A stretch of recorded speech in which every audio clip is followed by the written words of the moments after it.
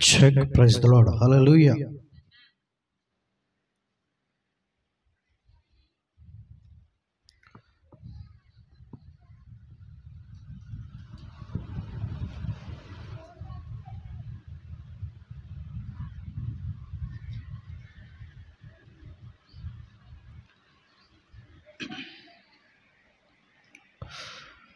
స్నేహితం, friendship. Friendship అంటే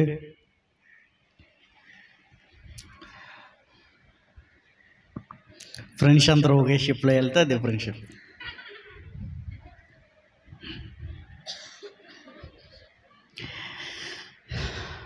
అంటే ఒకే లక్షణాలను కలిగిన వాళ్ళు ఎక్కువగా స్నేహితులుగా మార్చబడతారు. కొంతమంది స్నేహితులు ఎలా చూస్ చేయబడతారంటే, నీకు ఎన్టీఆర్ అంటే ఇష్టమా, నాకు ఎన్టీఆర్ అంటే ఇష్టం అని వాళ్ళిద్దరు కలిసి స్నేహితులుగా మార్చబడతారు. సో ఆ విధంగా కొన్ని లక్షణాలు అవి కామన్ పాయింట్గా కనబడతాయి. నీకు పలానాది ఇష్టం అయితే నాకు అలాంటిదే ఇష్టం అంటూ వాళ్ళిద్దరూ స్నేహితులుగా మారడానికి అవకాశము ఉంటుంది. పాత నిబంధన గ్రంథంలో యేసుక్రీస్తు వారు, ప్రభు అయిన దేవుడు, ఒక ఇద్దరిని మాత్రమే వీరు నా స్నేహితులు అని డైరెక్ట్గా పిలిచాడు. అందులో మొదటివాడు మోషే, రెండోవాడు అబ్రహాం. వీళ్ళిద్దరూ కూడా దేవునికి స్నేహితులుగా పిలువబడ్డారు.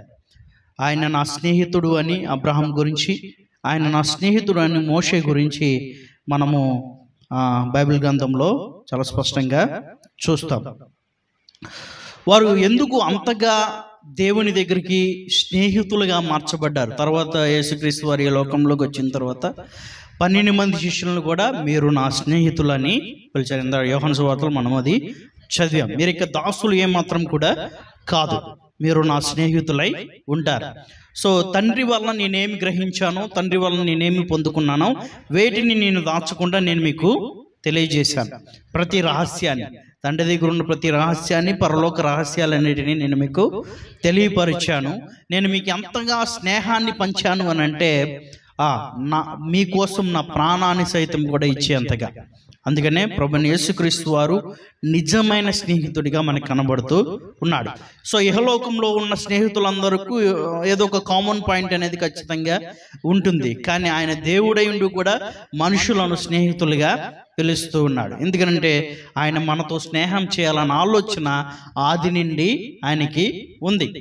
స్నేహంతోనే, అందుకనే ఒక్కడే ఉండడం ఆయనకి ఇష్టం లేక, సో త్రిత్వంగా ఆయన ఉంటున్నాడు. తండ్రిగా, కుమారుడిగా, పరిశుద్ధాత్ముడిగా ఆయన స్నేహాన్ని కలిగి ఉన్నాడు.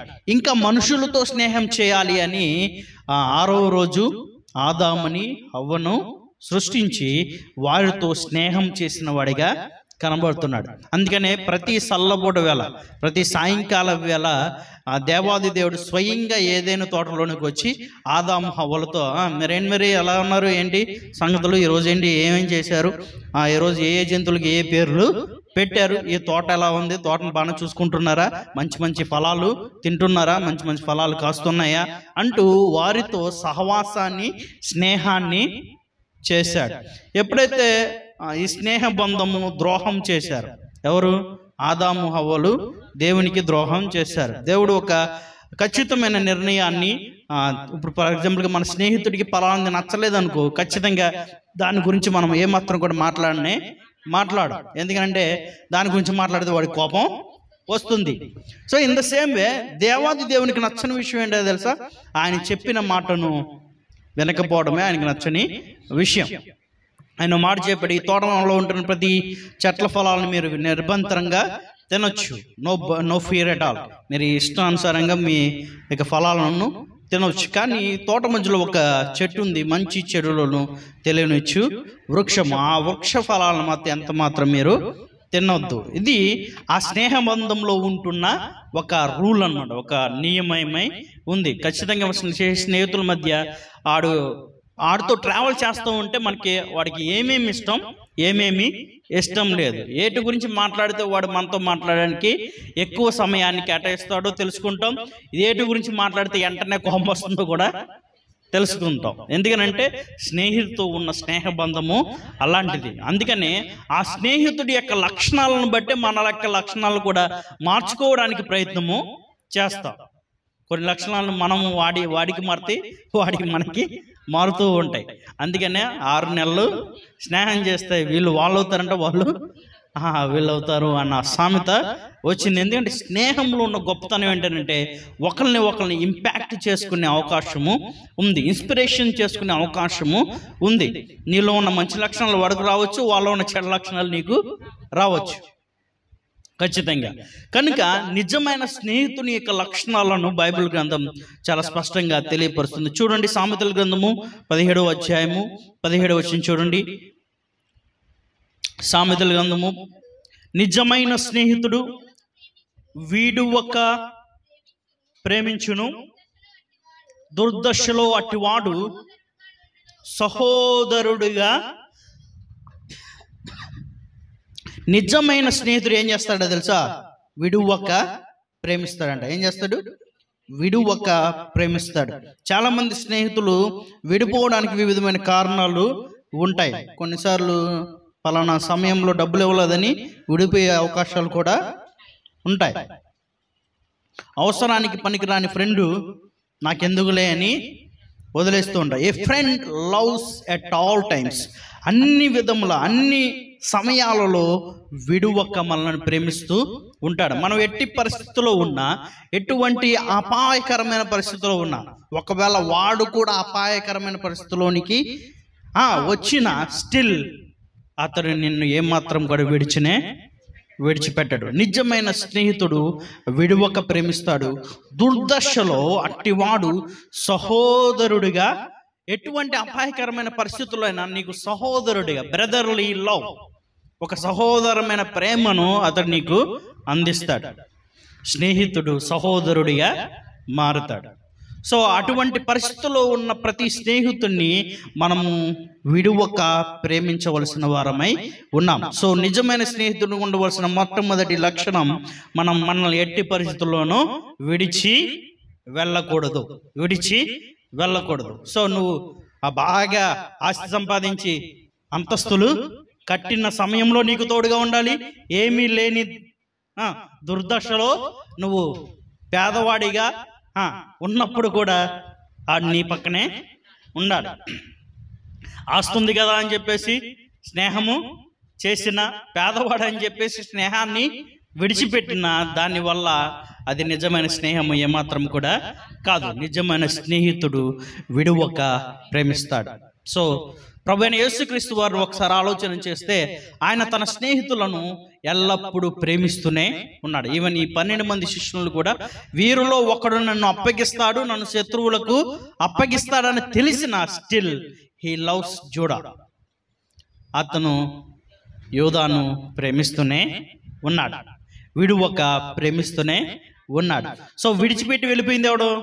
యోధా ఇస్కరియోతు. యేసుక్రీస్తు వారిని విడిచిపెట్టి వెళ్ళిపోయాడు. కానీ ఇక్కడ చూడండి, దుర్దశలో కూడా అట్టివాడు సహోదరుడిగా మారతాడు. సో యేసుక్రీస్తు వారు వారికి సహోదరుడిగా అన్ని విషయాలను తెలియపరిచారు. అందుకని ఏమన్నాడు తెలుసా? మీ మమ్మీ డాడీ వచ్చారు, మీ మమ్మీ వచ్చింది, అలాగే మీ యొక్క సిస్టర్స్ బ్రదర్స్ కూడా వచ్చారు అని అంటే, అక్కడ యేసుక్రీస్తు వారు ఏమంటారు తెలుసా? నా తండ్రి చిత్తాన్ని చేసేవారే నాకు సహోదరులు నా తల్లి అని తెలియపరుస్తాడు. అంటే అక్కడ ఆలోచన చేద్దాము, తండ్రి చిత్తాన్ని జరిగించే ప్రతి ఒక్కరూ కూడా దేవునికి సహోదరులుగా మారుతూ ఉన్నారు. నిజమైన స్నేహితుడు మనల్ని విడిచి వెళ్ళడు. యోహాను సువార్త 15వ అధ్యాయము 13వ వచనం. యోహాను సువార్త 15వ అధ్యాయము 13వ వచనం చూడండి ఒకసారి. తన స్నేహితుల కొరకు తన ప్రాణం పెట్టువాని కంటే ఎక్కువైన ప్రేమ గలవాడెవడునో లేడు. సో స్నేహం గురించి మాట్లాడితే చాలామంది స్నేహం చేస్తారు, కానీ ఆ స్నేహంలో ఉన్న ఆలోచన ఏంటో తెలుసా? నేను నిన్ను ఎన్నడూ విడవపెట్టను. ఈవెన్ ప్రాణం మీదకి వచ్చినా సరే, నా ప్రాణమే నీకోసం ఇచ్చేటట్లుగా. అందుకనే నిజమైన స్నేహితుడు తన స్నేహితుల కొరకు ప్రాణాన్ని పెడతాడు. సో నిజమైన ప్రేమ మనము నిజమైన స్నేహితుల్లో కనుగొంటాం. నిజమైన ప్రేమ యేసులో మాత్రమే మనకి దొరుకుతూ ఉంటుంది. ఇహలోక ప్రేమలన్నీ కూడా నువ్వు అందంగా ఉన్నావని ప్రేమించేవారు ఉంటారు, నీ హెయిర్ స్టైల్ బాగుందని ప్రేమించేవారు ఉంటారు, నీ డ్రెస్సింగ్ స్టైల్ బాగుందని ప్రేమించేవారు ఉంటారు, నీ నడకే బాగుంది, నీ జుట్టు బాగుంది అని ప్రేమించేవారు ఉంటారు. ఇహలోక ప్రేమలన్నీ కూడా షరతులతో కూడుకున్న ప్రేమలే. నీ దగ్గర ఏదో ఉంది, దానిని ఆశించే ప్రేమిస్తారు, అంతే కదండి, అంతేనా? ఇహలోక ప్రేమలన్నీ కూడా ఏదో ఒకటి ఆశించే ప్రేమిస్తారు. నువ్వు చక్కగా అందంగా ఉంటావు, అందుకని నేను నిన్ను ప్రేమిస్తాను. మంచి స్టైల్ నీలో ఉంది, అందుకని నేను నిన్ను ప్రేమిస్తున్నాను. నీ నడక బాగుంటుంది, నీ మాట తీరు బాగుంటుంది, నీ చేతలు బాగుంటాయి అంటూ వారిలో ఏదో ఒక ఎక్స్పెక్టేషన్ చేస్తూనే, ఇప్పుడు బాగా జుట్టు ఉందని చెప్పేసి ప్రేమించాడు అనుకోండి, పెళ్ళైన తర్వాత జుట్టు ఊడిపోయింది అనుకోండి, ఆ ప్రేమ చల్లారిపోతాయి. సో మంచి స్టైల్గా యవ్వన స్థితిలో ఉన్నప్పుడు మంచి స్టైల్గా మంచి లుక్గా ఉన్నాడు, పెళ్ళైన తర్వాత పొట్ట వచ్చేసింది, లుక్ అంతా పోయింది. ఇప్పుడు ఆవిడేమంటది, నేను మంచి స్టైల్గా చూద్దాం అనుకున్నాను, పెళ్ళైన తర్వాత నువ్వు అలాగే ఉంటావు అనుకున్నాను, కానీ నువ్వేంటి ఇలాగా అయిపోయావు. ఇటు అబ్బాయిలు కూడా అలాగే కంప్లైంట్ చేస్తూ ఉంటారు, పెళ్లి కాకముందు నువ్వు చాలా సన్నగా ఉన్నావు, నాజుగ్గా ఉన్నావు, కానీ పెళ్ళైన తర్వాత ఏంటి ఇంత డ్రమ్లాగా తయారయ్యావు అని. ఏంటి ఇదంతా ప్రేమలు. ఈ ప్రేమలన్నీ కూడా ఏదో ఒక షరతుతో నువ్వు ఇలా ఉన్నావు కాబట్టి నేను నిన్ను ప్రేమిస్తున్నాను అని ప్రతి ప్రేమ వెనకాలన్న కారణం ఖచ్చితంగా ఉంటుంది. నిజమైన స్నేహితుడు నీ బాహ్య శరీరాన్ని చూడడు, బాహ్యపు యొక్క విషయాలను చూడడు. నువ్వు ఎట్టి పరిస్థితుల్లో ఉన్నా ఆయన నీ దగ్గరికి వస్తాడు. నువ్వు ఎటువంటి వాడవైనా నీతో ఆయన స్నేహము చేస్తాడు. ఎంతగా దేవుడు మనల్ని ప్రేమిస్తున్నాడంటే ఆయన స్నేహం కోసము తన ప్రాణాన్ని విడిచిపెట్టిన వాడిగా కోరుతున్నాడు. సామెతల గ్రంథము 27వ అధ్యాయము 6వ వచనం చూడండి. ఎక్కువగా ఈ స్నేహం గురించి సామెతల గ్రంథంలో ఉంటుంది.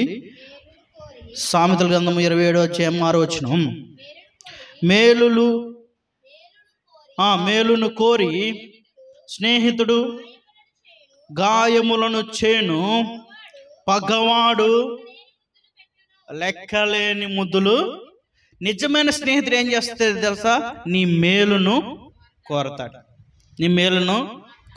అందుకని నీ మేలు కోరే నువ్వు పలానా తప్పుదారిలో వెళ్తూ ఉంటే ఖచ్చితంగా సరిదేయడానికి ప్రయత్నము చేస్తాడు. అదే శత్రువు ఏం చేస్తాడో తెలుసా? లెక్కలేని ముద్దులన్నీ పెడతాడంట. ఎందుకు? చెయ్యి కానీ ఎవరు చేయట్లేదు లోకంలో, ఎవడు తాగడం లేదు, ఎవడు తిరగడం లేదు అని ఆ శత్రువు ఎంకరేజ్మెంట్ చేస్తాడు. నిజమైన స్నేహితుడు ఏమాత్రం కూడా కాదు. నిజమైన స్నేహితుడు మన బాగును కోరుకుంటాడు, మన మేలును కోరుకుంటాడు, మన మంచి దారిలో ఉండడం ఆ స్నేహితుడు గమనిస్తూనే ఉంటాడు. ఒకళ్ళ తప్పు దారిలో వెళ్తున్నావా, ఖచ్చితంగా నీ దగ్గరకు వచ్చి ఆ గాయాన్ని రేపుతాడు. అదే కానీ మాట్లాడినాడు ఏమన్నాడు? నిజమైన స్నేహితుడు నీ మేలు కోరి గాయాన్ని చేస్తాడు. అంటే ఖచ్చితంగా మనలను మంచి దారిలో పెట్టే స్నేహితుడి కోసం మనం ఎదురు చూడాలి. చాలామంది స్నేహితులు ఉంటారు, పాపాన్ని ఎంకరేజ్ చేసే స్నేహితులు ఉంటారు.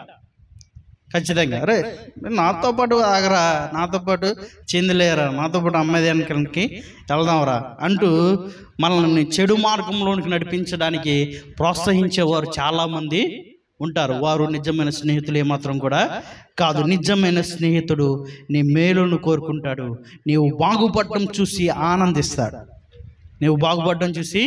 ఆనందిస్తాడు. అదే చెడ్డ స్నేహితుడు అనుకో, శత్రువు అనుకో, ఖచ్చితంగా నువ్వు ఎంత బాగున్న స్థితిని చూసినా లోన కుళ్ళు, కుతంత్రం, ద్వేషం ఖచ్చితంగా అతని హృదయంలో ఉంటూనే ఉంటుంది.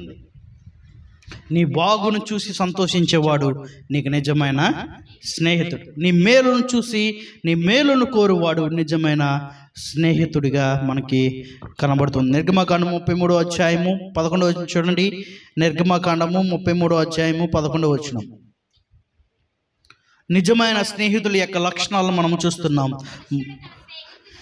మనుష్యుడు తన స్నేహితునితో మాట్లాడునట్లు యెహోవా మోషేతో ముఖాముఖిగా మాట్లాడు. నిజమైన స్నేహితుడు మొహమ్మద్ చెప్పేస్తాడు, నిజమైన స్నేహితుడు నీతో ముఖాముఖిగా మాట్లాడడానికి ప్రయత్నం చేస్తాడు. నిజమైన స్నేహితుడు వేరే వాళ్ళ ద్వారా నీకు చెడ్డ సమాచారాన్ని అందించడు, వేరే వాళ్ళ ద్వారా నీకు పొలాలు పెట్టాలని ఆలోచన చేయడు.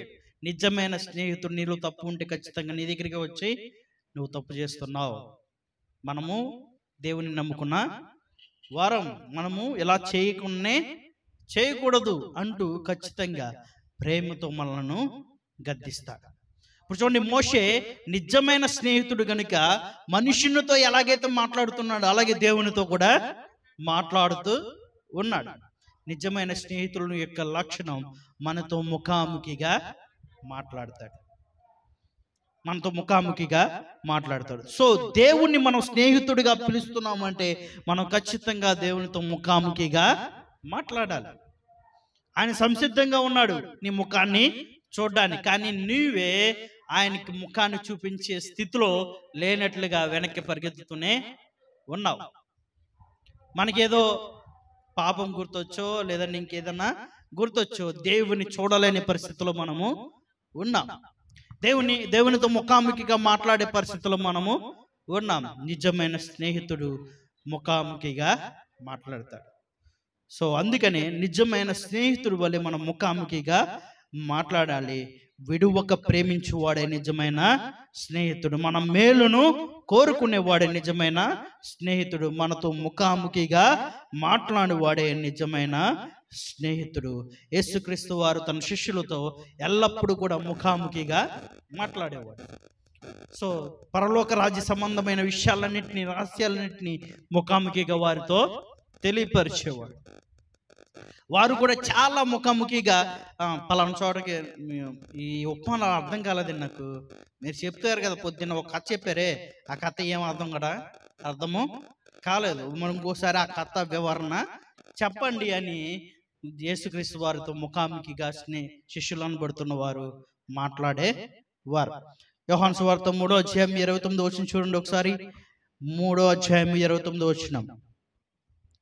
యోహాను సువార్త 3:29. పెండ్లి కుమార్తె గలవాడు పెండ్లి కుమారుడు అయితే నిలువబడి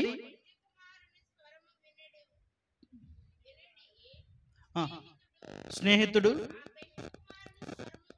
ఆ పెండ్లి కుమారుని స్వరము విని మిక్కిలి సంతోషించండి. ఇక్కడ ఎవరి గురించి మాట్లాడుతున్నాడంటే బాప్తిస్మిచ్చి యోహాను గురించి ఈ విషయాన్ని మాట్లాడుతున్నాడు.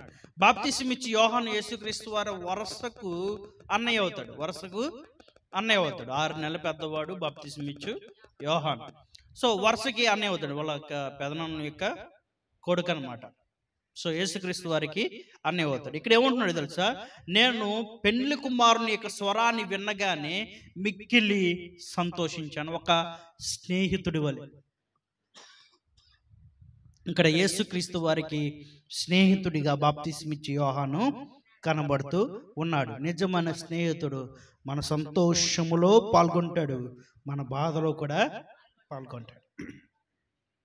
నిజమైన స్నేహితుడు మన సంతోషంలో మనకి తోడుగా ఉంటాడు, మనతో పాటు ఆనందిస్తాడు, మనతో పాటు బాధలో ఉన్నప్పుడు మనతో పాటు కూడా బాధపడుతూ ఉంటాడు. ఖచ్చితంగా నిజమైన స్నేహితుడు ఆ పెండ్లి కుమారుని యొక్క స్వరము వినగానే సంతోషపడతాడు.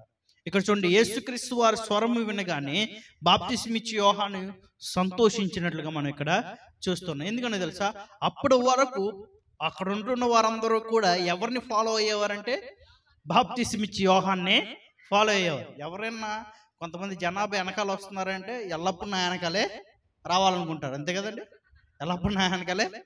ఇప్పుడు రాజకీయ నాయకులు ఉన్నారు, ఎల్లప్పుడు కూడా జనం నా వెనకాలే ఉండాలి, నాకే ఓటు వెయ్యాలి అనుకుంటారు. ఇక్కడ బాప్తిస్మ ఇచ్చే యోహాను ఏమన్నాడు తెలుసా? పెండ్లి కుమారుని స్వరము వినగానే నాకు సంతోషం కలుగుతుంది. ఎందుకంటే ఈ బాప్తిస్మ ఇచ్చే యోహాను నిజమైన మార్గము యేసుక్రీస్తు వారని చూపించవలసి ఉంది. అందుకని నిజమైన మార్గము రాగానే నేను జస్ట్ అరణ్యంలో కేక వేయు శబ్దము వంటి వాడని. అందుకని నిజమైన స్నేహితుడిని చూడగానే ఈ స్నేహితుడికి చాలా ఆనందము వేసింది, సంతోషము వేసింది. ఖచ్చితంగా మనల్ని చూసినప్పుడు మన స్నేహితుడు సంతోషపడాలి. సో మన సంతోషంలో ఆ వ్యక్తి పాలిభాగస్తుడు అవుతేనే నిజ స్నేహితుడు. మన సంతోషాన్ని చూసి వారవలేని వాడు మనకి ఎప్పుడు స్నేహితుడిగా ఉండకూడదు. మనం సంతోషంగా ఉండడం చూసి వాడు ఏడుస్తున్నాడు అనుకో, వాడు ద్వేషం కలిగి ఉన్నాడు అనుకోండి, ఖచ్చితంగా వాడు మనం బాగును కోరుకునేవాడు కాడు, మన సంతోషాన్ని కోరుకునేవాడు కాడు. ఇక్కడ ఐదో విషయాన్ని చూద్దాం. నిజ స్నేహితులు వివేకమును పుట్టిస్తారని సామెతల గ్రంథము 27వ అధ్యాయము 17వ వచనం. సామెతల గ్రంథము 27వ అధ్యాయము 17వ వచనం. ఆ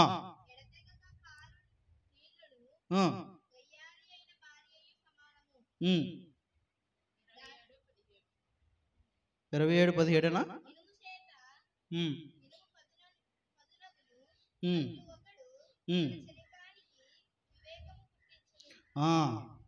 తన చెల్లికానికి ఏం చేస్తాడంట? వివేకమును, అంటే స్నేహితుడికి వివేకాన్ని ఇనుము చేత ఇనుము పదునగునట్లు ఒకడు తన చెల్లికానికి వివేకము. సో ఒక ఇనుముని కొయ్యాలి అని అంటే మరొక ఇనుము అవసరమై ఉంది, పదును చేయాలి అని అంటే ఇనుము చేత ఇనుము పదునగునట్లు ఒకడు తన చెల్లికానికి వివేకము పుట్టించును. ఖచ్చితంగా మన నిజ స్నేహితుడు మనలో ఉన్న టాలెంట్స్ని గుర్తిస్తాడు, మనలో ఉన్న తలాంతులను గుర్తిస్తాడు. అరే నీకు ఈ డ్రమ్ కొట్టడం బాగా వచ్చు, నీకు ఈ మ్యూజిక్ ప్లే చేయడం బాగా వచ్చు, దాని మీద ఇంకా బాగా సాధనం చెయ్యి అని ఎంకరేజ్ చేస్తాడు. అదేంటి వాడికి ఆ టాలెంట్ ఉంది, నాకు ఆ టాలెంట్ లేదు కదా అని లోన ఈర్ష పడడు, ద్వేషాన్ని పెంచుకోడు. సో నిజమైన స్నేహితుడు తన చెల్లికానికి వివేకాన్ని పుట్టిస్తాడు. నీకు పలానా దాంట్లో గురుంది, దాని వైపు నువ్వు ముందుకు వెళ్ళు, పలానా దాంట్లో నువ్వు ప్రతిభావంతుడు అవుతావు కనుక దానిలో నువ్వు ముందుకు సాగు అంటూ ఆ నిజ స్నేహితుడు మనల్ని ప్రోత్సహిస్తూ ఉంటాడు. సక్సెస్, చాలామంది టాప్ లీడ్లో ఉంటున్న సక్సెస్ఫుల్ పీపుల్లో వారి వెనకాల నిజమైన స్నేహితులు ఉన్నారు. నిజమైన స్నేహితుడు మాత్రమే తన చెల్లికానికి వివేకాన్ని పుట్టిస్తాడు. సో తెలివితేటలను ఇవ్వడానికి, వివేకాన్ని ఇవ్వడానికి ఆ స్నేహితుడు ఎల్లప్పుడూ ప్రయత్నము చేస్తూనే ఉంటాడు. పలానిది రాయి, చక్కగా మంచి ఉద్యోగం వస్తుంది అంటూ ప్రోత్సాహం చేస్తాడు, ఇలా చదువు, ఇలా ఉండు అని. సో ఆ నిజమైన స్నేహితుడు ఖచ్చితంగా మన బాగును కోరుకుంటాడు, మనలను ప్రోత్సహించడానికి ప్రయత్నము చేస్తాడు. నిజమైన స్నేహితుడు వివేకమును పుట్టిస్తాడు. మొదటిది ఏంటండి? మనల్ని విడువక ప్రేమిస్తాడు, మన మేలును కోరుకుంటాడు. మూడవది ముఖాముఖిగా మనతో మాట్లాడతాడు, మనతో పాటు సంతోషపడతాడు.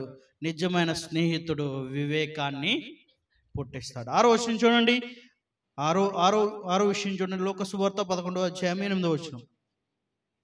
లోకసువార్త 11వ అధ్యాయం 8వ వచనం. అతడు తన స్నేహితుడైనందున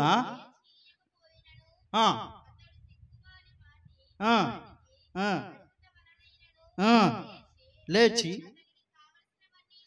అతనికి కావలసినవన్నీ ఇచ్చును. ఇక్కడ చూడండి, నిజమైన స్నేహితుడు సహాయాన్ని చేస్తాడు. అందుకని ఇంగ్లీష్లో సామెత ఉంటుంది, a friend in need is a friend indeed అని. అవసరతలో ఉన్న వ్యక్తి దగ్గరికి ఈ నిజ స్నేహితుడు ఖచ్చితంగా వెళ్ళి ఆ అవసరతను తీరుస్తాడు.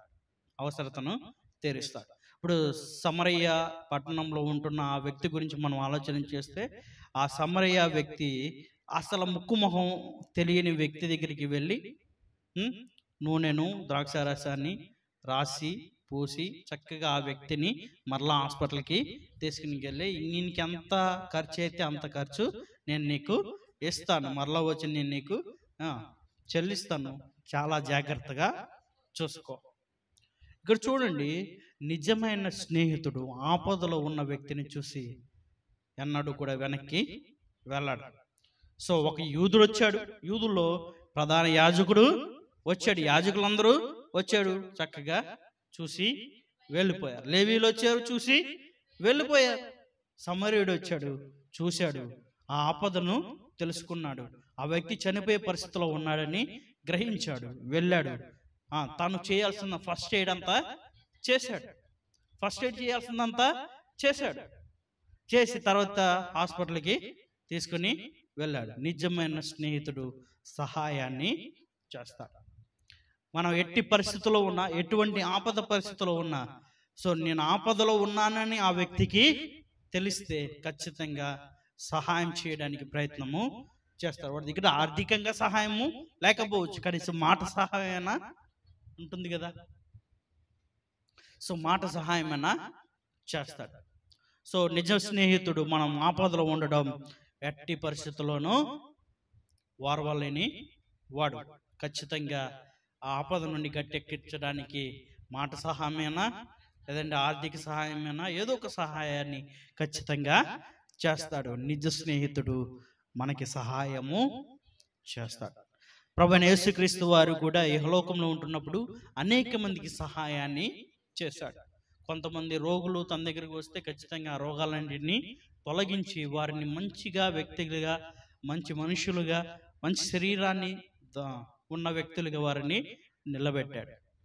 సో ఎందుకనంటే ఆయనలో ఉన్న మనసు వారు రోగంగా ఉండడం ఆయనకి ఏమాత్రం కూడా ఇష్టము లేదు. కళ్ళు లేని వారికి మంచి చూపును దయచేశాడు. సో ఈ విధంగా ఆలోచన చేస్తే ఆయన ప్రతి ఒక్కరికి సహాయం చేసుకుంటూనే వెళ్ళాడు.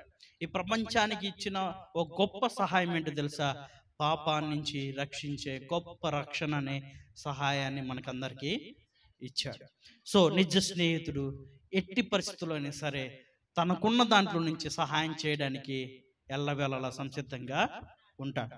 నిజ స్నేహితుడు సహాయము చేస్తాడు. యోబు గ్రంథము 42వ అధ్యాయము, యోబు గ్రంథము 42వ అధ్యాయము 10వ వచనం. మరియు యోబు తన స్నేహితుల నిమిత్తము ప్రార్థన చేసినప్పుడు, చాలు ఇక్కడ చూడండి, నిజమైన స్నేహితుడు మన కొరకు ప్రార్థన చేస్తాడు. నిజమైన స్నేహితుడు ఏం చేస్తాడు? మన కోసం ఖచ్చితంగా ప్రార్థన చేస్తాడు, దేవునికి మొర్ర పెడతాడు. మనకి అలాంటి స్నేహితులు ఉన్నారో లేదో ఒకసారి ఆలోచన చేద్దాం. సో నిజమైన స్నేహితుడు మన కొరకు ప్రార్థన చేస్తాడు, మన కోసం ప్రార్థిస్తాడు. సో యోబు గ్రంథంలో యోబు అనే భక్తుడు తన స్నేహితుల కోసము ప్రార్థన చేస్తున్నాడు. తన స్నేహితుల యొక్క బాగోగుల గురించి ప్రార్థన చేస్తున్నాడు. తన స్నేహితులు ఎలా నడుచుకుంటున్నారో వారి గురించి ప్రార్థన చేస్తున్నాడు. వారిలో కొంత ఆ ముగ్గురు స్నేహితుల్లో దేవుని ఎరుగని వారు ఉన్నారు, అందుకని వారి గురించి ప్రార్థన చేస్తున్నాడు. నిజంగా మనము ఇంకొకరికి నిజమైన స్నేహితులమైతే ఖచ్చితంగా ఆ వ్యక్తి గురించి మనం ప్రార్థన చేస్తాం. ఒకవేళ దేవుని నమ్ముకున్న వ్యక్తి గురించి కూడా ప్రార్థన చేస్తాం, దేవుని నమ్ముకునే వ్యక్తి గురించి అయితే మరి ఇంకెక్కువగా ప్రార్థన చేయాలి. నిజమైన స్నేహితుడు తన స్నేహితుల కొరకు ప్రార్థన చేస్తాడు. సమూయేలు మొదటి గ్రంథం 18వ అధ్యాయము 1వ వచనం, 20వ అధ్యాయము 17వ వచనం.